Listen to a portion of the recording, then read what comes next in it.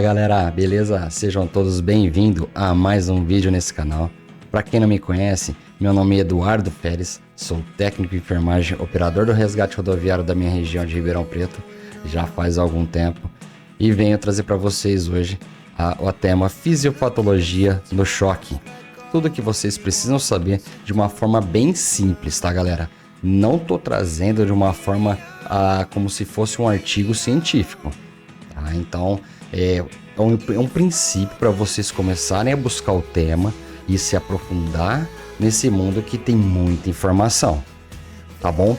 E pessoal, quem ficar até o final do vídeo tem uma surpresinha nos minutos finais, tá certo? Vou entregar para vocês um presentão que vocês vão adorar e espero que goste, vai ser com muito carinho. Eu paguei bem caro por esse presente, mas eu quero dar para meus inscritos, tá certo? Então fica até o final, curtam o vídeo, se inscreve no canal, deixa aquele seu like maroto e vamos pro computador. Bom galera, fisiopatologia do choque, os princípios que vocês precisam saber para tá tendo mais atenção no atendimento e tá procurando os sinais e sintomas de cada doente.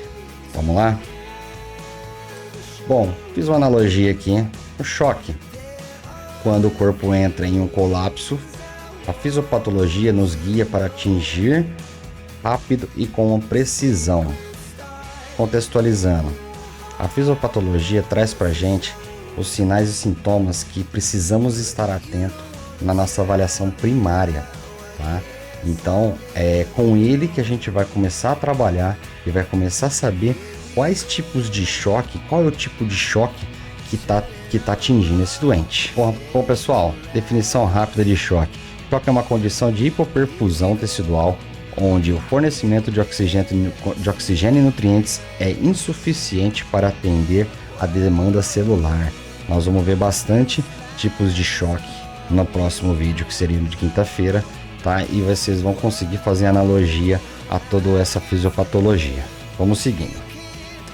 Bom, o conceito-chave da fisiopatologia é perfusão tecidual, tá? Quando a gente entra em choque, a gente perde a perfusão tecidual. A perfusão depende de três componentes. Um é a bomba cardíaca, outros são os vasos sanguíneos que conduzem o nosso fluido até os tecidos e o próprio sangue, que é o volume circulatório. Se um desses falham, ocorre o choque, certo? Por exemplo, quando nós temos um choque hipovolêmico, quando tem uma obstrução abrupta, extravasamento desse líquido de condução de oxigênio, de nutrientes para o tecido, começa a adentrar dentro da cavidade abdominal, choque hipovolêmico. Isso daí já entra como a caracterização do choque, tá? Uma equação da pressão arterial, tá? A APA é o que? O débito cardíaco vezes a resistência vascular periférica. Quanto de resistência dá? Que aí a gente consegue fazer a mensuração da PA do doente, tá? O débito cardíaco depende da frequência cardíaca e do volume sistólico, do volume circulante, tá? A hipóxia celular, sem oxigênio, as células mudam de metabolismo aeróbico, tá?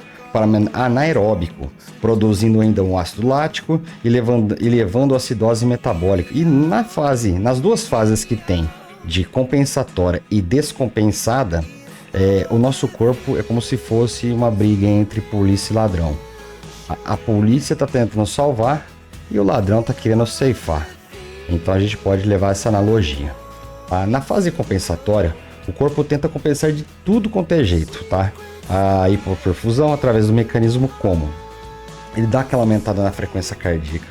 Acredito que todos já devem ter pegado já um choque hipovolêmico e viu que a frequência cardíaca dá aquela disparada, tá? Ele automaticamente ele já começa a ter um mecanismo de defesa como? Ele manda o sinal para o corpo, que vai uma enzima, né, que é produzida, e começa a ter vasoconstricção periférica. Por quê? O corpo entende que ele precisa manter a perfusão melhor em órgãos nobres, que seria o coração e o cérebro. Então, por isso que muitas vezes a gente pega o doente, ele tá com pele fria, aquela palidez cutânea. Por isso que é um mecanismo de defesa do nosso corpo, tá? Aí faz a liberação de catecolamina, que é adrenalina e noradrenalina, tá? E os sinais clínicos que é comuns a todos é pele fria, palidez, taquicardia e enchimento capilar a maior que 2 segundos. Lembra quando a gente faz aquela pressão distal no dedo para saber se o enchimento capilar tá bom ou tá ruim? Então a gente faz aquela pressão e demora muito tempo para estar voltando. Então esse é um sinal de choque também. Por outro lado, essa fase compensatória é como se fosse a polícia, tá? E tem a fase descompensada, que é onde o corpo já está minando, o corpo já está perdendo a vitalidade, tá? É quando a compensação falha, ocorre o quê? A queda abrupta da pressão arterial, piora da perfusão cerebral e cardíaca. Muitas vezes a pessoa fica muito confusa em tempo e espaço, agressiva muitas vezes, tá? Tem essa piora da perfusão cerebral e da cardíaca e falência de múltiplos órgãos, porque é uma cascata.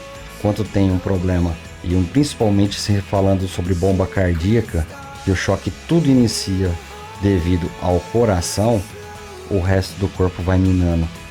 Então esse é a fase descompensada. Os sinais clínicos são confusão, oligúria, hipotensão permanente, persistente, que você faz volume, volta, ele cai, faz volume, cai, faz volume, cai. Lembrando que volume hoje já foi retirado dos guidelines, já a questão de infusão de 2.000 ml e depois infusão de mais 2.000 ml, a Bocate 28, que é 14, isso foi retirado. Agora eles já entram na questão da hipotensão permissiva, onde você faz um mínimo de volume apenas para manter ali a pressão estável, que consiga fazer a perfusão tecidual do corpo, tá? Lembrando que antigamente faziam muito volume, aí de repente o corpo começava a fazer aquela cascata de coagulação, de processo de coagulação no trombo, lá onde está sendo o sítio que está minando. Aí a gente ia lá e injetava volume e soltava esse coágulo e acabava piorando, hemodiluía o doente. Então foi estudado que agora é muito mais eficaz a gente está fazendo pouco volume e sempre mantendo ali um sinal que o corpo vai ser perfundido por um todo de uma forma bacana, porém sem exagero. E o que mais um doente desse precisa é de centro cirúrgico. Atendimento pré-hospitalar tem que ser rápido, ligeiro e objetivo, direto pro pronto-socorro ou pro destino de tratamento definitivo especializado. Bom, os mecanismos do choque, como eu disse para vocês: hipovolemia, perda de sangue, hemorragia, desidratação. Inclusive, galera, muita gente não sabe, mas queimados entram em choque hipovolêmico também. Devido às bolhas que formam nos corpos, o corpo retém toda a água do corpo nessas bolhas. Você pode perceber que o grande queimado ele fica com bolhas gigantescas pelo corpo. Então, abaixo dessa pele, dessa bolha, tem muito líquido. E é onde ele entra em choque hipovolêmico também por perda de líquido, tá bom? É bem curioso isso aí. Reduz o retorno venoso e diminui também o débito cardíaco, tá? Também temos a disfunção cardíaca, que é um problema na bomba cardíaca, que inclui infarto agudo de miocárdio, arritmias, que diminui o débito cardíaco desproporcional. Também podemos falar também que quando tem pneumotórax hipertensivo, devido ao pneumotórax, ele vai comprimindo a bomba cardíaca, fazendo com que o coração vai diminuindo, não vai conseguindo fazer a contratibilidade do coração, tá? Porque é um músculo, né? Então ele bate. Então quanto mais vai apertando ele não vai conseguindo fazer as contrações dele e vai perdendo o débito cardíaco também, tá? Obstrução do fluxo, condições como taponamento cardíaco ou uma embolia pulmonar, que impede o enchimento ou a ejeção do coração. Também temos a fase de distribuição inadequada, por vasodilatação excessiva, de sepsis, anafilaxia, produz resistência vascular periférica. Essa distribuição aqui inadequada, galera, nesse choque, principalmente na sepsis e na anafilaxia, o vaso ele expande tanto ou comprime muito. Quando ele expande muito, imagina que essa caneta é uma artéria, ela dobra de tamanho.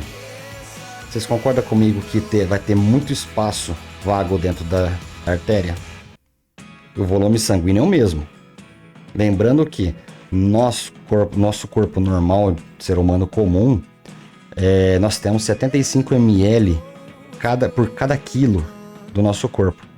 Tá? Então, provavelmente a gente tem aí 5, entre 6, dependendo da pessoa, né? Tem pessoas que têm mais de 6 litros dentro do corpo de sangue. Então, quando essa veia ela expande muito, então ela causa um problema. Tá? Ela causa esse problema. E quando ela também contrai muito, ela também causa problema. Ela causa uma pressão muito grande nos vasos. Tá? Inclusive, dando isso, então, a distribuição inadequada. Bom, recapitulando, disse para vocês que o vídeo seria rápido. Resumindo, o choque é uma falha na perfusão tecidual causada por problema no coração, vaso ou volume sanguíneo. Tá? Como a gente falou, no coração pode ser acionamento cardíaco, uma arritmia, um IAM, um pneumotórax hipertensivo. Nos vasos, pode ser essa dilatação venosa ou arterial, ou até mesmo rompimento do vaso. Volume, perca de volume, tá? Hipovolemia, tá? E o corpo tenta compensar, mas sem intervenção evolui para falência orgânica. Então a gente precisa intervir rapidamente nesse doente. E no pré-hospitalar, no suporte básico, o que temos que fazer? Fazer aquela triagem bem feita na avaliação primária e secundária e encaminhar para o hospital de referência mais próximo, tá, galera? Também não dá para me levar para um pronto-socorro comum de uma cidade pequena. Eu preciso fazer uma boa regulação médica, tá? E ter uma orientação bacana de um médico e tem essa visão que você está passando para ele todos esses parâmetros e ele consiga absorver isso e fazer o melhor trabalho possível e regular para um centro especializado mais próximo. Certo, pessoal? Bom, no próximo vídeo teremos tipos de choque, certo? Inclusive, eu vou dar para vocês o que? Um combo de livros. Um vai ser o PHTLS 10ª edição traduzido em português. O outro vai ser o ITLS 9ª edição traduzido para português. O outro vai ser o AMLS traduzido em português também, se eu não estiver enganado, é a 3ª edição. Tá? Se você comentar aqui embaixo, falar eu quero, me manda um e-mail que eu vou estar deixando na descrição, que eu vou te enviar pessoalmente para você. Tá certo, pessoal? Espero que tenha entendido, espero que tenha ficado claro. Falei que seria um vídeo bem simples, com explicações bem simples. Tá certo? Espero que tenha curtido. Deixe seu like, se inscreve no canal, ative o sininho de notificações. E até o próximo vídeo. Fique com Deus e venha se apegar em ação. Aquele abraço.